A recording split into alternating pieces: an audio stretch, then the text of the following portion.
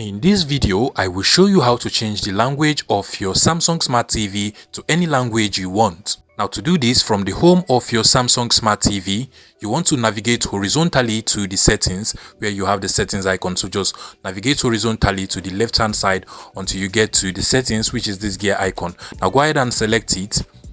And from the settings over here, you want to scroll down until you get to general over here.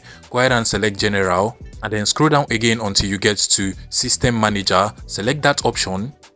And now you want to just scroll down once and then select language.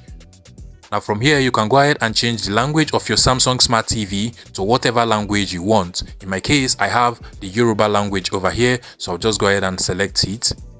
And now the language of my Samsung Smart TV has been changed. Now if I want to take it back to English, I'll just go ahead and select that option again and then scroll over to where I have English over here, select it, and then the language of my Samsung Smart TV will be changed back to English. If you find this video useful, please make sure you smash that like button and subscribe to this YouTube channel for more interesting tech tips like this one.